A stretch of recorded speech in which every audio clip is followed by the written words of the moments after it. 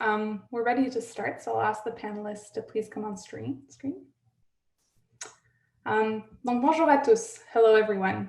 Welcome to our discussion on the role of audit committees in managing climate-related financial risks. My name is Niamh Leonard, and I'm the program coordinator at the Canada Climate Law Initiative. I'd like to begin today by recognizing that UBC Vancouver is located on the traditional, ancestral, and unceded territories of the Musqueam people. So the Canada Climate Law Initiative is a collaboration between UBC's Law School and UBC's Centre for Business Law and Osgoode Hall Law School in Toronto. So our goal is to advance knowledge on the scope of fiduciary duty with respect to climate change and effective climate governance. Our Climate Governance Experts program, in particular, offers free pro bono sessions to corporate and pension boards. In this program, 55 highly distinguished speakers from capital markets, law, accounting, finance, and related fields are donating their time to speak to Canadian boards of directors and pension boards about managing climate-related financial risks and opportunities. You can find more information on our website at ccli.ubc.ca about inviting an expert to come speak with your board. So today's webinar is about the crucial role of audit committees in managing financial related risks.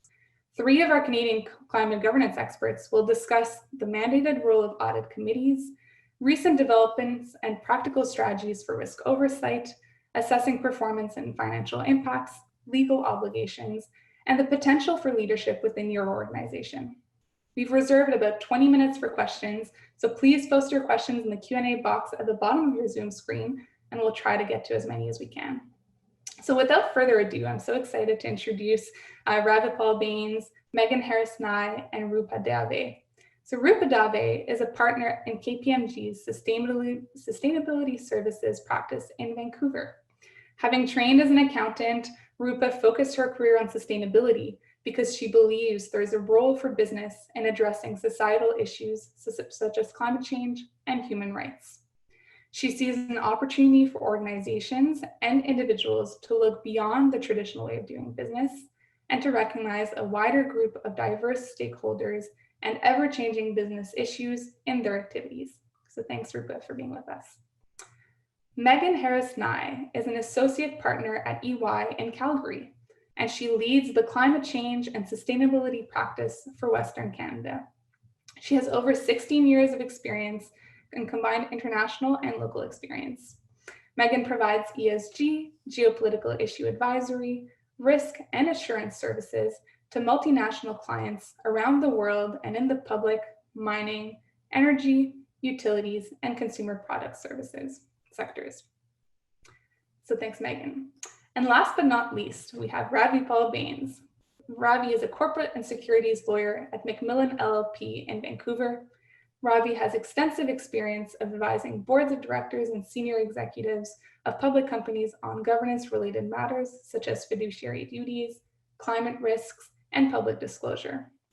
He regularly assists clients in a variety of sectors, including mining, forestry, and technology, in reviewing their corporate governance manuals for regulatory guidance, stakeholder relations, and best practices related to ESG.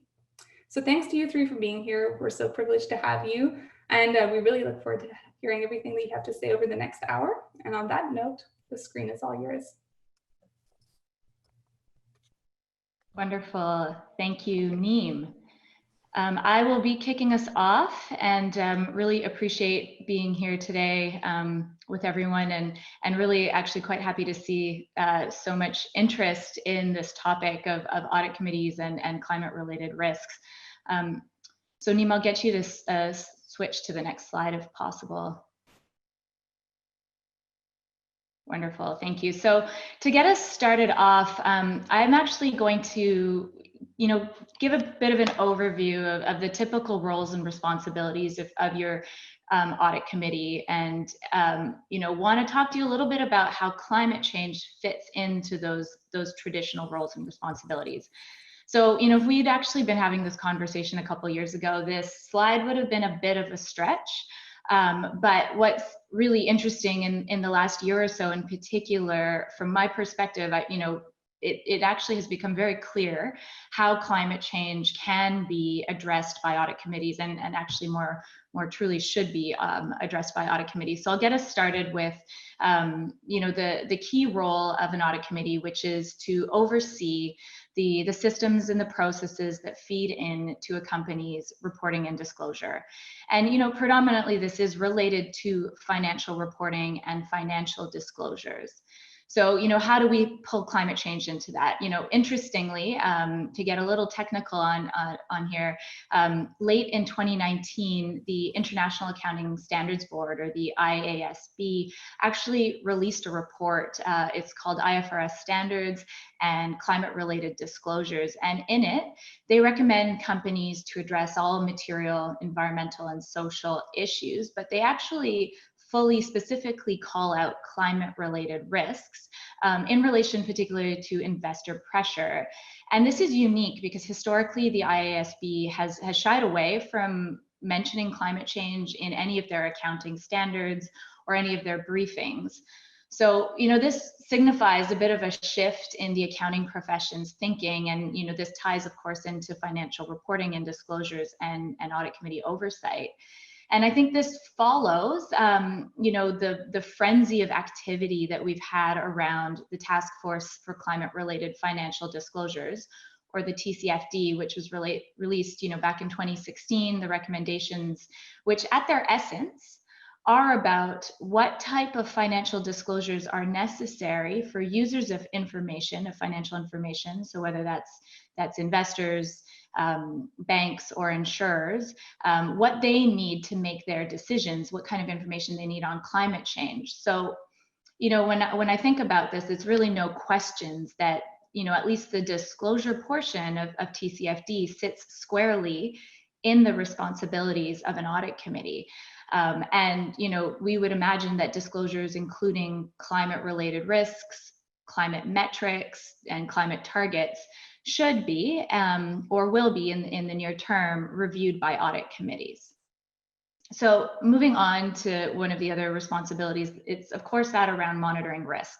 So audit committees have oversight of management's processes for identifying and assessing financial risks. And I think in some cases, some audit committees cover the full gamut of risks, and in others, you have a separate risk committee. But regardless, financial risks absolutely sit in the responsibility of the audit committee. And so, the way I think of that is okay, let's look at the evolution of climate risks more broadly. The World Economic Forum puts out an annual global risk report, and over the last decade, you'll have seen climate risks barely making it into the top 5 or even top 10 risks back in 2010 through to 2020, where climate-related risks are actually 4 of the top 5 risks listed in that report. And a little closer to home in Canada, the Bank of Canada actually in 2019 listed climate change as one of the top 6 vulnerabilities to the Canadian economy and the Canadian financial system. So taking a step back, as an audit committee member, my question might be, what is management's process to incorporate, and how is climate-related, or how are climate-related risks incorporated into our existing processes? And in particular, do our processes have the right time frame to actually address climate-related risks? And I think, Megan's going to get into the specifics of TCFD, so I won't go into that. But there is a question to be asked as an audit committee member. It's front of mind. There are clear directions that climate-related risks are impacting the financial system. So it's time to take a look internally at our business and understand what those might be to us.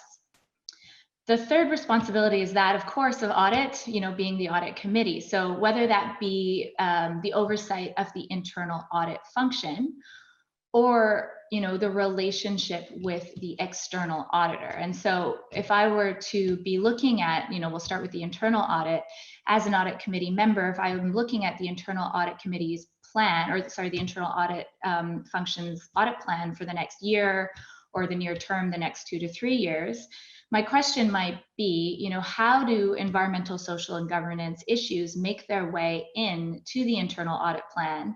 Is it a strategic perspective? Is it around initiatives, targets, performance, or data? And where should that sit within internal audit? And it might be that that's not the place for it. And so then you might want to look towards your external audit relationship. And if I were an audit committee member, my question might be, is any climate related information already subject to audit? And for those of you who are in the extractive or resource space, you may have a fair amount of your emissions that are already verified from a third party perspective due to compliance purposes. So having an understanding of what's already being audited from a compliance perspective, or even from a voluntary perspective, the information making its way onto your websites or your sustainability report, is there any third-party assurance? Is that something that you want to be made aware of? Do you want to know what the findings and issues are that the auditor is bringing to light during those processes? What does the audit committee's role look like in oversight of non-financial assurance? And I would argue that the way that the world is moving, that might be something that you'd bring into your mandate as well. And then, if there's no assurance taking place over any of the climate-related information, as an audit committee member, you might want to ask your external auditor how they might help you in your oversight of these disclosures and of this information as this becomes more front of mind. So the last role and responsibility of an audit committee, at least for the public company sphere, is that of what's happening in the financial markets. Arguably, your oversight over reporting and disclosure is to serve the needs of financial markets, and of course for internal management purposes, but the financial markets are a key aspect of that. So understanding kind of what they're thinking and where that's moving is also a really important aspect for audit committees. And earlier this year in Q1, we saw record inflows of capital into ESG funds. In fact, in one quarter, it was higher than all of 2019. So, a good signal that capital is moving towards, ESG performance, or at least ESG risk management. And really similarly, you'll see investor activism, whether that be through networks like the Investor Leadership Network, which is, a G7 initiative around, sustainability and long-term growth. There's other alliances like the Climate Action 100 Plus, which is a group of over 100 investors that are actively pushing towards climate mitigation and a transition to clean energy. So, what does that really mean for the audit committee? Well, the question is, are you managing your climate risks within your organization and disclosing that in a way that keeps you at the forefront and accessing this capital that is more and more moving towards companies that are thinking about these ESG or specifically climate related risks? So I'll stop there. And if I haven't convinced you that managing climate change sits in the roles and responsibility of the audit committee, Megan on her next slides will probably be able to convince you that if you're not thinking about it now, you should be in the near future. So on to you, Megan. Thanks, Rupa. And I know we do have a question which I'll look to answer. I know we have a question in the chat that I'll look to answer as we work through. So if we can just flip to the next slide. Thank you. So as Rupa mentioned, and I guess this looks to address the question that's come through, with climate risk becoming such a prominent concern, it is expanding the role of the audit committee. And I know that the question that's come through is, should this sit with perhaps a risk oversight committee? So I'll address that in a minute. But if we just think about, what this means in terms of the evolution of the audit committee's role, as climate risk continues to become more and more of a prominent issue, and that there's definitely a significant link to the financial impact of climate change, the role of the audit committee is becoming more prominent in making sure that there is the proper governance and oversight of climate risk. So if you think about the role of the audit committee being responsible for financial reporting processes, you can see that, how that role is going to be quite prominent for addressing, the impact of climate risk. So if we think about what we expect to evolve as a result of the impact of what we're seeing on the horizon as it relates to climate risk, we see the role maturing to include, setting the stage for integrating accountabilities around climate change and the overall maturity of risk management. We see the need to initiate the identification of both physical and transition risks to facilitate comprehensive valuation of risk. And so what we mean by physical and transition risk, some of you may or may not be familiar with, Rupa covered the Taskforce for climate-related financial disclosure. So I'll just highlight what that is just quickly. So the TCFD has come out with, very prominent recommendations around what governance of climate change needs to look like within an organization. And this was a global effort led by Mark Carney. So what's come out of those recommendations is really the need to look at, both the physical, so the actual impact of climate change on the business, as well as transition risk. And the TCFD goes into quite a bit of detail around how to actually evaluate the impact of those risks and really how to actually go as far as modeling the different scenarios and doing evaluation of the financial impact. And so as that space continues to mature, you can see how the role of the audit committee is going to expand, because as you start to make that linkage between climate risk and financial impact, there will definitely be a need for the audit committee to have oversight and insight into that process. We also see evolution in that incorporating the climate change lens across what the 3 lines of defense is going to continue. So looking at business ownership, risk management, and oversight. We've definitely seen the maturity, and Rupa covered this a little bit in her introduction around the role of internal audit. And with internal audit reporting up through the audit committee, what we've started to see is more and more companies start to look at how internal audit can play a role in looking at the data, the processes, and the controls around climate risk, and then feeding that information up to the audit committee. So the audit committee will always continue to have a role as the space matures. And then the last one is looking at the validation and incorporation of climate-related financial disclosures within the suite of corporate disclosure. So what we've started to see mature as a result of TCFD recommendations is this movement towards reporting and disclosure along the same lines as what you would see for financial disclosure. And what we've started to also hear from the investor community is that investors are really looking for climate disclosure to be, very much in line with what they would expect to see in financial disclosure. And that's largely because there is this recognition that climate risk could have the ability to destabilize the economy. And so being able to actually understand the financial impact of climate is going to continue to be more and more important. And the investor community is definitely driving towards wanting more information. And so if we think about the role of the audit committee and how that's going to evolve, the audit committee definitely is going to need to understand on a fairly regular basis, are the controls in place? What is the financial impact?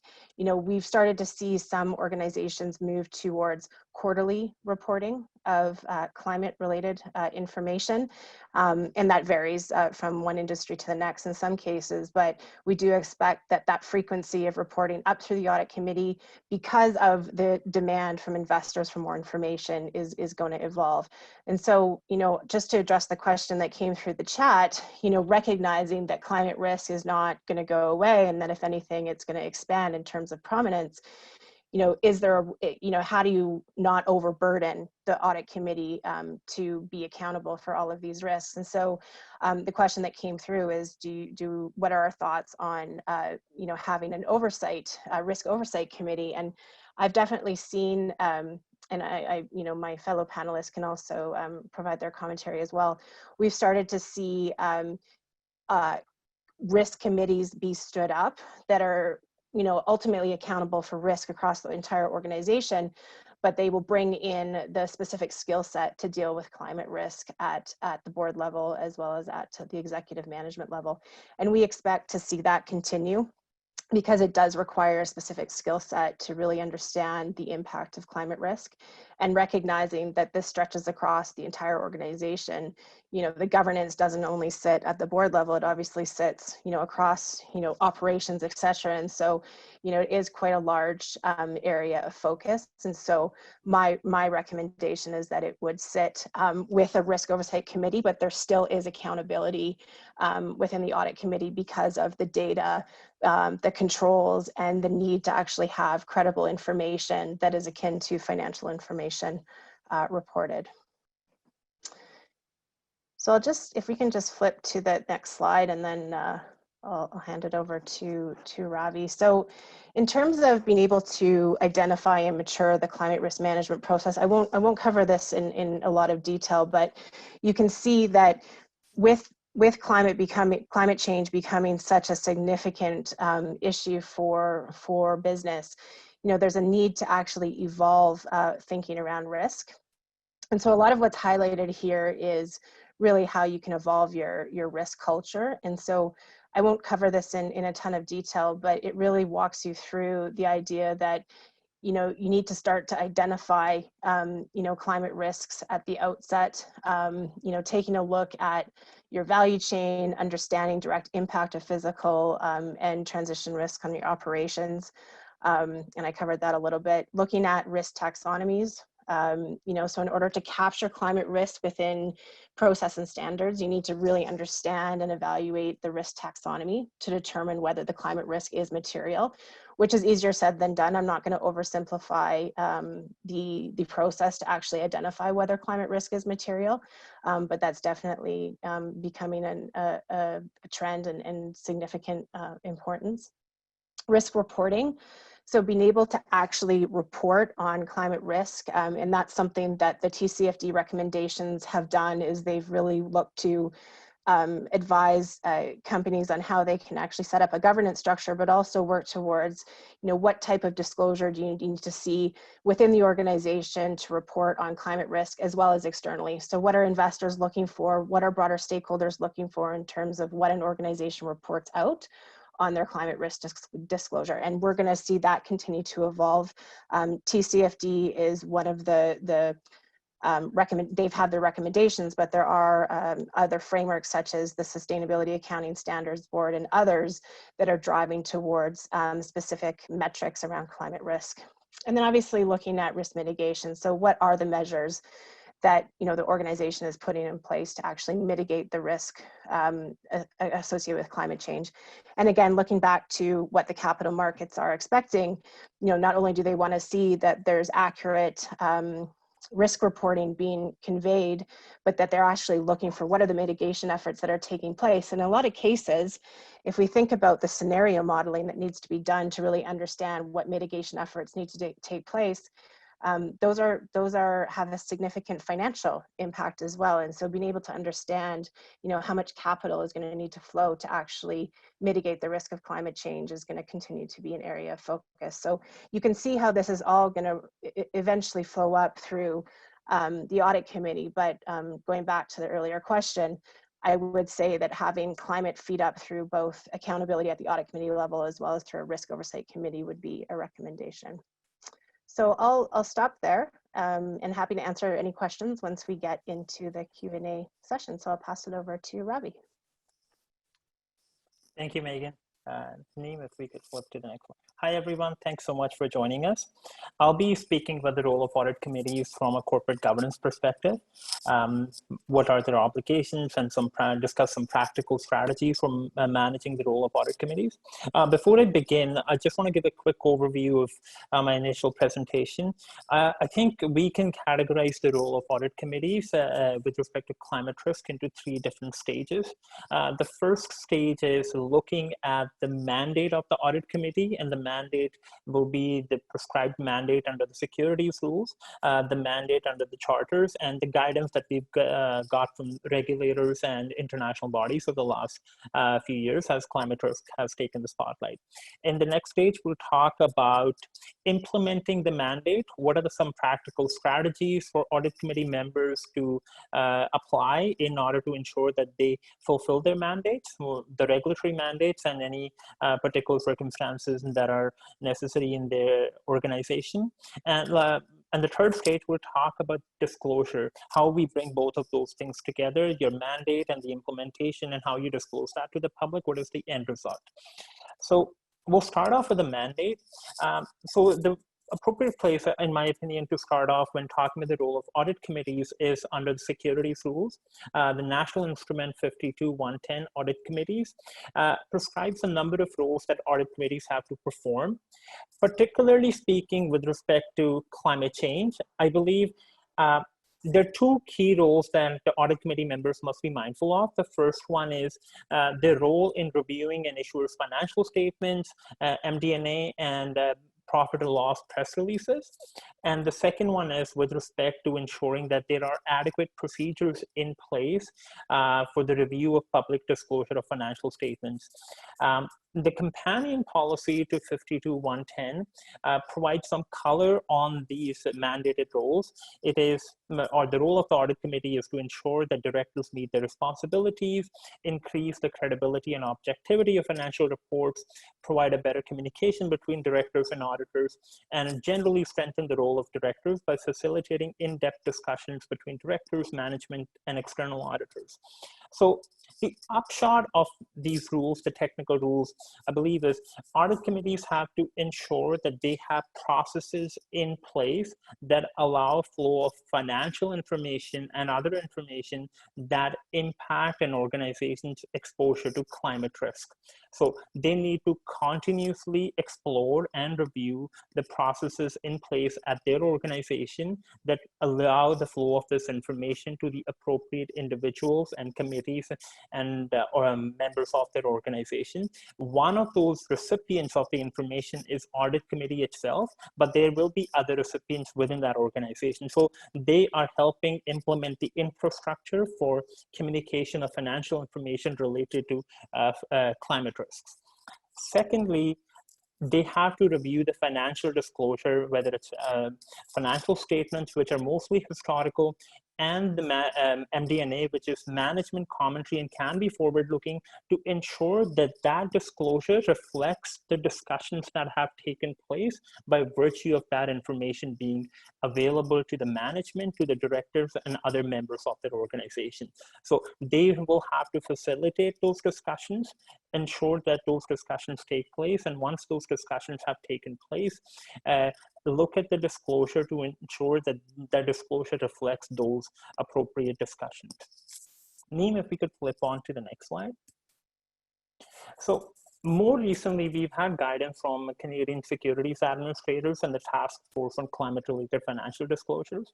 The CSA has reiterated the mandated role of audit committees, that they are required to review an issuer's financial statements and MD&A before they publicly disclose financial information, and they must ensure that there are adequate procedures in place before the disclosure is made, that information that is communicated with respect to climate change and climate risk adequately reflects an organization's assessment. The TFCD, the Task Force on Climate-Related Financial Disclosures, also has recommended that climate-related financial disclosure should be the subject of appropriate internal governance processes.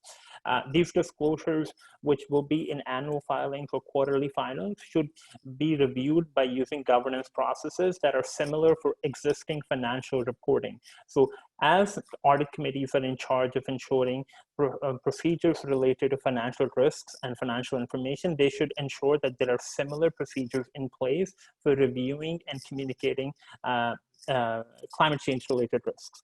Now, so we've looked at two categories here. One is the mandated role. The second is the regulatory trends and the guidance from CSA and Task Force. In addition, Neem, if you could flip on to the next slide. Every audit committee has a charter, and issuers and the board of directors can mandate additional responsibilities over to the audit committee to oversee certain risks. Some issuers have also mandated that specifically that audit committees also review environmental risks.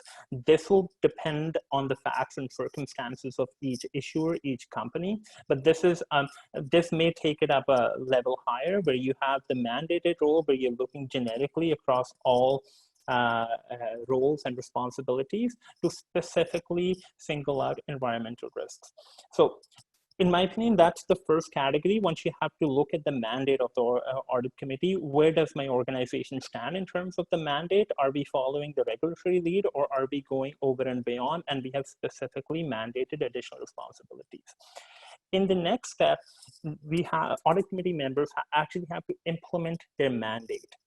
Now, the goal with implementation is to ensure that they have informed discussions as a result of the information that is coming through their organization.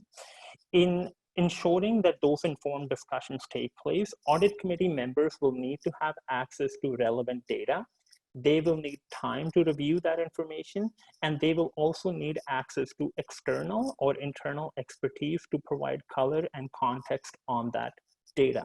An example might be if you're reviewing a prospect for a business plan or prospect for a project over time horizon for next 10 to 20 years, you may want to speak to a geographic specialist with respect to climatic conditions for that particular project. So they will have to look at what sort of outside experts, consultants, or third-party information that they will need.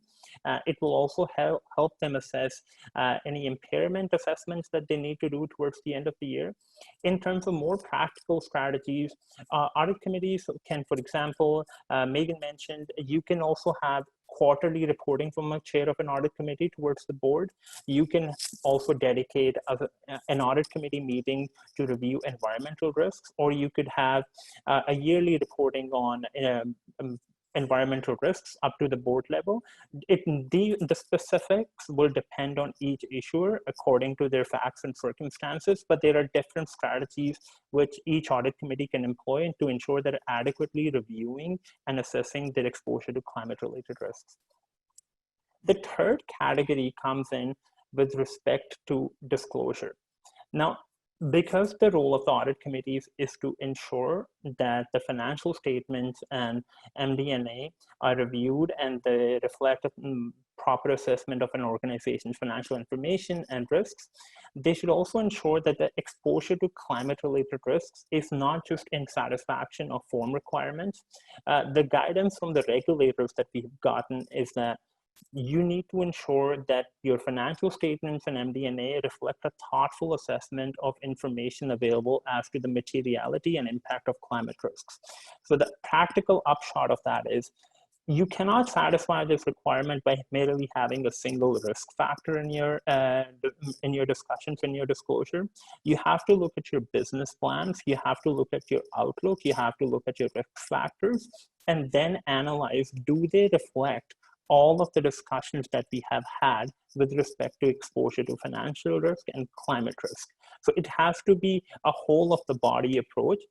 In addition to that, we've also seen certain issuers take and provide information voluntarily, for example, based on the recommendations of the Taskforce on Climate-Related Financial Disclosures.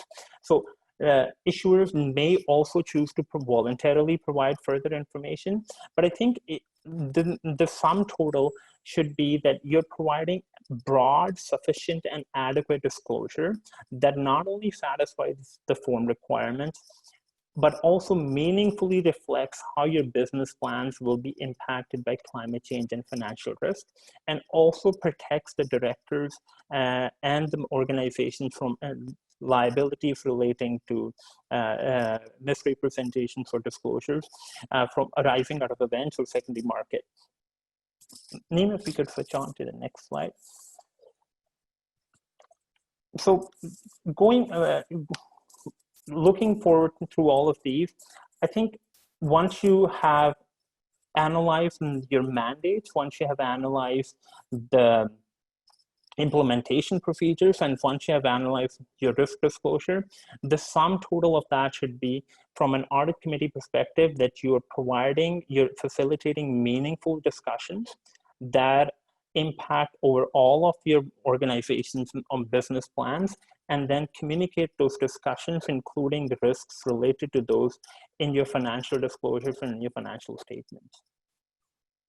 I think with that, I think I'll stop. And if you guys have any questions, I'm seeing some now, we'll be happy to take them on. Thanks, Ravi. And just before we move to questions, I'll give us a quick wrap up. And, I think that what Ravi provided and, following, what Megan sort of, put in front of us, you've got kind of two sides of how you might look at this. Of course, there's the mandate as required through compliance, but then there's also a broader mandate, which may tie a little bit more closely to the evolution of what we're seeing audit committees take on. And so, of course, it's going to be organization specific and will be audit committee specific, industry specific, et cetera. But what I did want to leave you with was, I think there is an opportunity for audit committees to actually, lead discussions in climate change. Irrespective of what the compliance requirements are, and particularly as we look forward into sort of the evolution of these very complicated topics. And, I think the presentation, while brief, has mentioned that managing, climate change, whether it be risks or opportunities, it very much requires a cross-functional collaboration. And I think that was hit on when, excuse me, being asked about the risk committee. And I think we can get back to that question in a bit more depth as well. It also, managing climate risks, it requires sophisticated quantitative analysis. It requires a high level of quality data.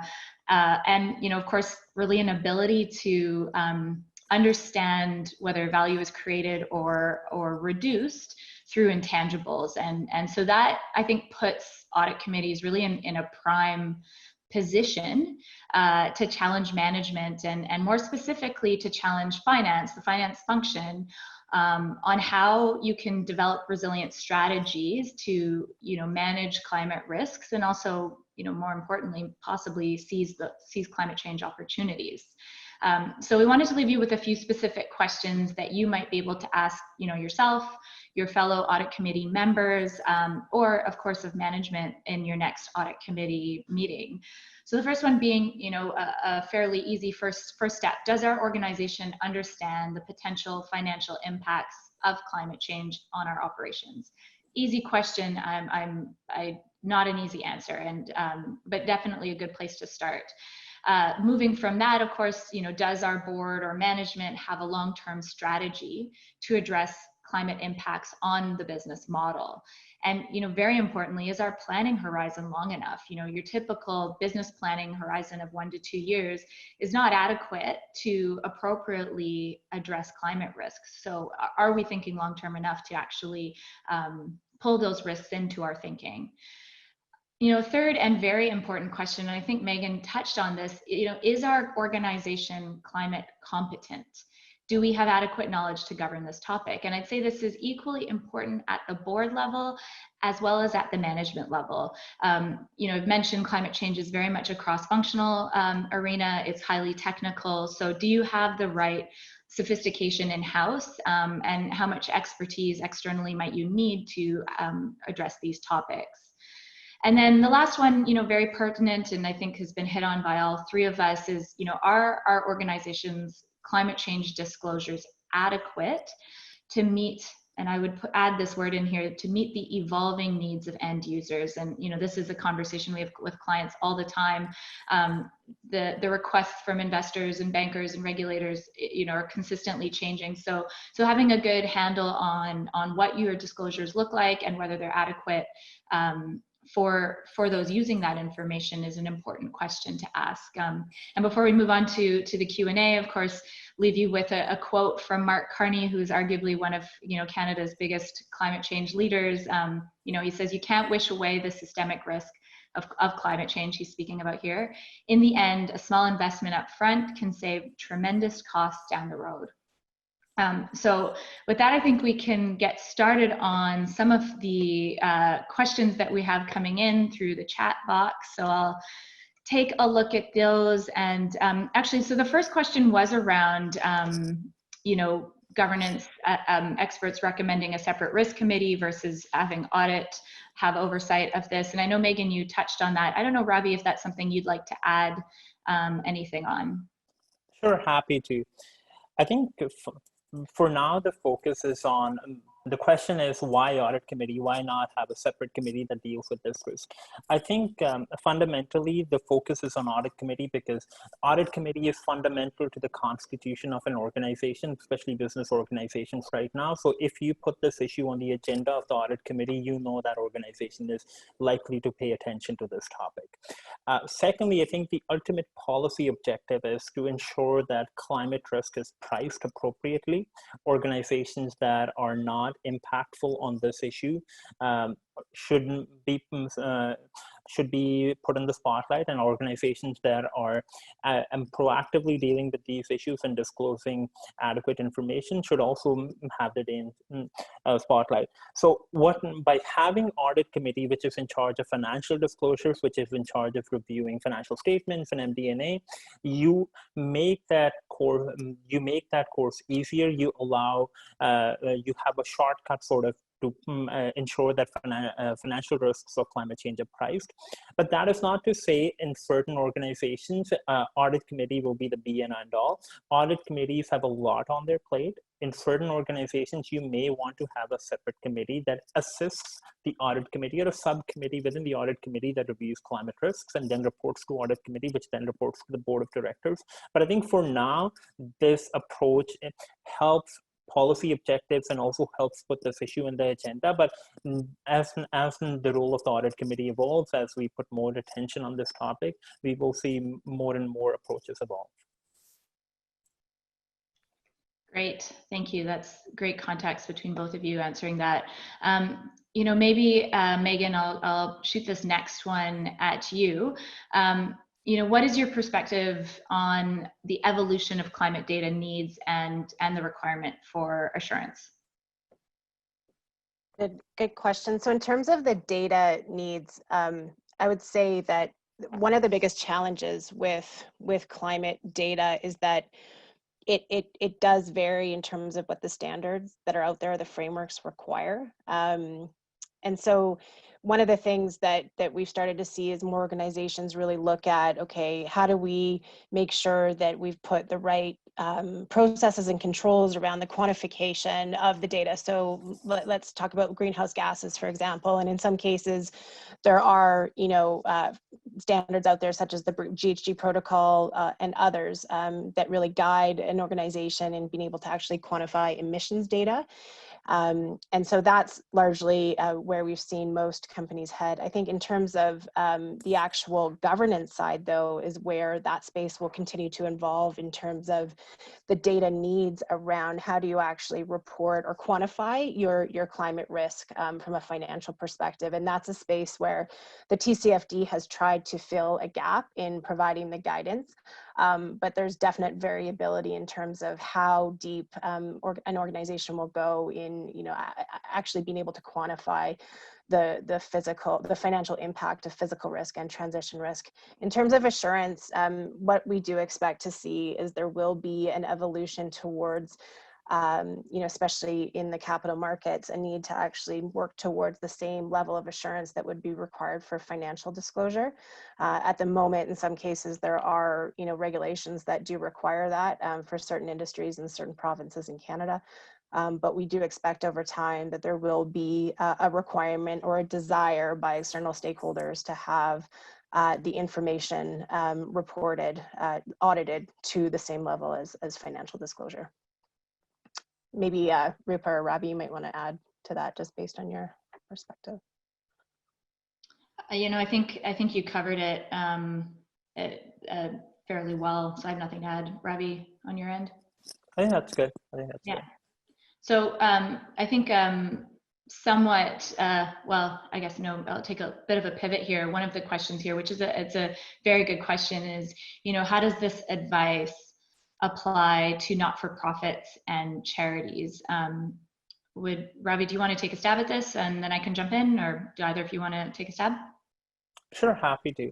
I think to the extent, well, nonprofits or within the risk spectrum, the boards of directors of nonprofit organizations also have to look at their risk vulnerability, the risk exposure, and their annual plans. And to the extent they find risk exposure to climate risk, which would be hard not to find given that it is a systemic risk. It may be related to their fundraising, it may be related to their operations.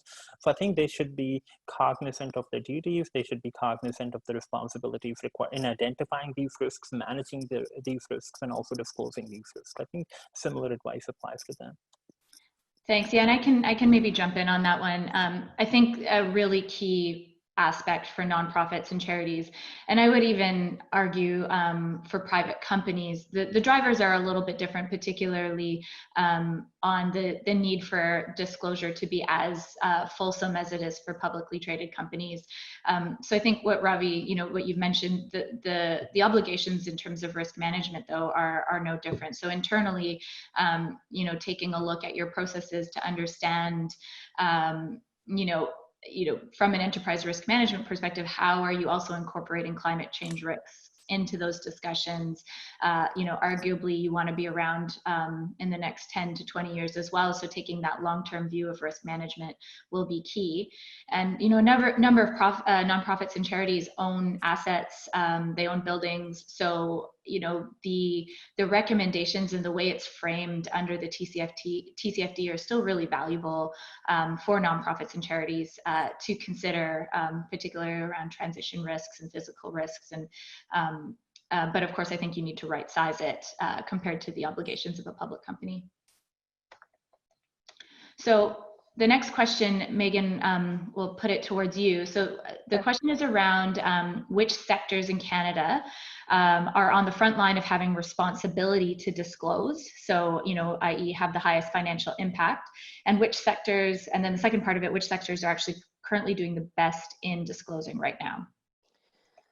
So I would say, just due to, the nature of our sectors across Canada, it would be for obvious reasons that the energy sector, and when I say energy, power and utilities and oil and gas, as well as mining, I would say are the three that have in Canada specifically looked at enhancing their disclosure. And in some cases, that's not only because of the recognition that climate risk has a significant impact, it's also because this industry has been regulated around greenhouse gas emissions in Canada for a long time. And so a lot of these organizations have, been disclosing climate related information for quite a long time.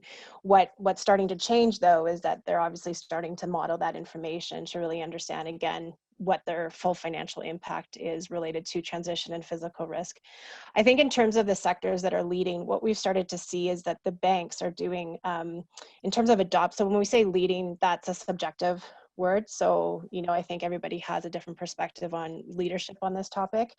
I would say that in the financial services side of things, we started to see the banks really look to adopt the TCFD recommendations.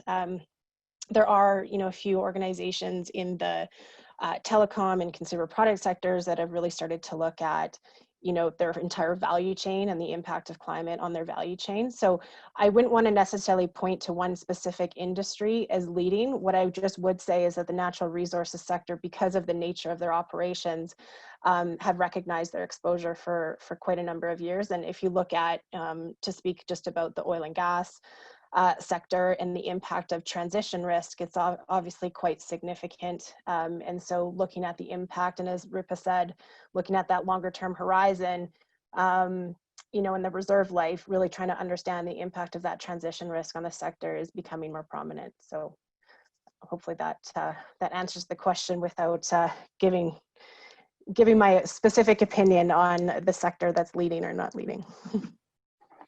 I would maybe add, in the Canadian context, we do see pension funds, our Canadian pension funds, our large pension funds, moving quite significantly on the climate files. And I would argue that's because pension funds, have sort of that fiduciary duty to intergenerational returns. So they have that long-term horizon as part of their role. And so climate change kind of hit their mandate a little bit earlier. And so, would also argue that's been a major driver for a lot of this push is the pension funds and institutional investors requesting this information. Ravi, anything else you might add on that one? I think you guys have covered that pretty well. I think generally speaking, because of the nature of their operations, legacy energy businesses and extractive sector industries have been quite active on this, but increasingly we're seeing action across whole spectrum of industries, whether it's telecoms, banking, institutional capital. So the next question we have here, you know, I'll let either of you choose if you want to take it, otherwise I'm happy to answer it, is how do you see the disclosure requirements for entities that are not publicly traded, but of course do have audit committees? So for example, Canadian Crown corporations. So I think we talked a little bit about this on the nonprofit side, but maybe we can mention Canadian Crowns if anyone has commentary on that. Yeah, I think in terms of their general assessments and responsibilities, and the directors and the committee members over there are in a similar position to publicly listed companies. They have to assess the risk exposure. They have to understand their business plans and their operations and assess their vulnerabilities and exposure. Obviously, they have different set of disclosure obligations. They are not doing quarterly reports like public companies. So that would vary in terms of each individual organization. What is their disclosures? What is the reporting framework? But I imagine many of them have annual reports where they do provide data on an annual basis. So they would have to provide disclosure of the governance processes and their assessment of exposure to climate-related risks. But in terms of their the nuts and bolts of for reviewing climate-related risk, assessing their vulnerabilities, I think that would be quite similar to a public company. Yeah, and you know, it's interesting on the public sector organizations. I do think in terms of required disclosures that will be tied to, you know, the government of the day. And I would argue, for example, that our current federal government does push strongly in terms of disclosures and alignment to the TCFD, as was seen in one of the recent COVID recovery programs for large employers. So you know, can't predict the future, can't predict that government will stay in power. However, it wouldn't surprise me if stronger disclosures came in for public sector entities in the near future. So another question we have for you, Megan, is, you know, how can, I think you've touched on this a little bit, but maybe just get you to go into a little bit more depth on how audit committees can really get better sort of line of sight into the processes, the data, and the controls related to climate risk. So I think that's an area that audit committees get quite uncomfortable because it's sort of a black box right now. So how can they sort of get more comfort on that information? So one of the things that we've started to see, and I've seen it with a few clients of mine, is that I think I mentioned this movement towards quarterly reporting and quarterly discussion on climate risk. And, you know, one of the other things we've started to see some organizations that are really trying to look to adopt the recommendations from TCFD around governance of climate. They've really looked at, you know, how does the role of the enterprise risk management function play a role, and then how does that link to the role of internal audit? And going back to my earlier comment around lines of defense, I do think that the audit committee can look to, you know, internal audit and some of the reporting that comes out through internal audit on climate. And we started to see more and more organizations engage their internal audit function to actually look at the processes, the controls, the accuracy and the completeness of the data that's being reported. And usually that's a step before, you know, actually seeking any sort of third-party assurance. So for companies that haven't necessarily been regulated or required an audit from a third party, they'll engage their internal audit function to try to drive towards some sort of transparency on the data, the controls, and the process around climate. And so that's one way that the audit committees can get more line of sight outside of, you know, requiring more of an update on a quarterly basis. I expect that that will continue to evolve and that there will be more regular reporting on especially the financial impact of climate risk to the audit committee as the disclosure requirements evolve. And maybe to tack that on, to keep on you, Megan, is one of the questions here is on, you know, the data sources, like what kind of data sources are there that, you know, can be used to benchmark quantitative data? So in terms of benchmarking, you know, one of the things, so I guess maybe just to answer the question in a different way, you know, there's two things. There's quantification of your actual greenhouse gas emissions and your climate risk. And then there's the ability to benchmark against another organization. And, you know, there are, obviously you can do benchmarking at organizational level on certain metrics. So I mentioned SASB, so the Sustainability Accounting Standards Board has started to outline, you know, what the climate change metrics should be for a specific sector. And so as we look to see more and more organizations disclose against a framework such as SASB, there'll be an ability to actually compare one organization to the next on their climate disclosure. Failing that, it is a little bit of a challenge because again, there is no specific standard on climate disclosure. And so the only real way to do that is to look at a company's external disclosure just to see what they are in fact reporting, and greenhouse gas emissions are usually a start.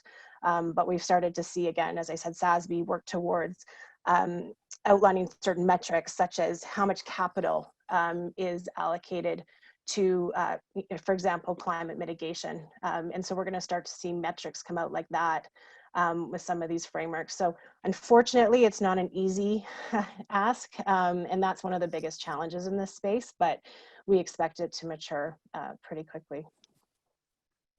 And just to add to, I think, Megan's point, there is increasingly pressure from investment community and the stakeholder community for integration of these various reporting frameworks. Like Megan mentioned, there is the SASB framework, there are all GRI, Global Reporting Initiative, the recommendation from the Taskforce on climate-related financial disclosure. So increasingly, I think we've already seen some action on this front. There is increasingly pressure to integrate these frameworks so that the investment community can have a common metric in order to identify the outperformers. Another thing to keep in mind in terms of benchmarking, I think directors and committee members can also look at external rating agencies that have a bit more familiarity with different frameworks. So there are proxy advisors and there are other organizations that go through all of the, at least on the governance side, they go through the governance processes and at least try to come up with some sort of a common framework. So that's always helpful to look at where your organization stands relative vis-a-vis to another organization or a peer competitor. Great. Yeah. You know, I think kind of staying on the topic of you know, gathering the risks and of course the data and the information, we have a question here about technological tools that are being used by organizations to analyze climate-related financial risks, or is that being done, you know, manually by consultants? You know, Megan or Ravi, do you want to jump in on that one? I think we are increasingly seeing action on this front in terms of, for example, I think the German technology company SAP is working on certain tools to help organizations identify climate-related, their exposure to climate change within their supply chain. So there is increasingly an action. There are obviously consultants involved in this effort as well, who are working hard to help organizations identify financial risks. So in terms of technological tools, I think we're currently at the pollination stage where we're seeing a lot of action happening. We don't yet have a standout tool that can be the panacea, but we're increasingly seeing a lot of action in terms of technological tools from different organizations to help issuers identify. Yeah, I would agree with that, Ravi. And we've started to see, you know, more you know, evolution of the use of how can AI and some of these evolving technologies play a role, but I would say that they're still at their infancy, and most companies either bring in consultants or they develop their own models to actually then be able to actually quantify the risk. And so I would say that space is continuing to evolve at the moment. Thanks. Yeah, and I would add the one other wind of caution there on, you know, the tool is as good as the information that's input into it. And we are still at infancy in terms of climate scenario analysis and risk assessment in terms of the data and, you know, the climate science. And so a tool might look great, but you know, the outputs may not be good if you can't get the inputs correct. So with that, I am looking at the time. We are pretty much at the hour. And so I want to say thank you to my fellow panelists and of course to the Canada Climate Law Initiative and CPA Canada for helping put this together. A quick plug for the CCLI, you know, they are on Twitter, they are on LinkedIn. There's a lot of great information being put out by the CCLI team. So please stay connected with them and you will be, you know, informed of their next event. And thank you everyone for joining us. Thank you, everybody.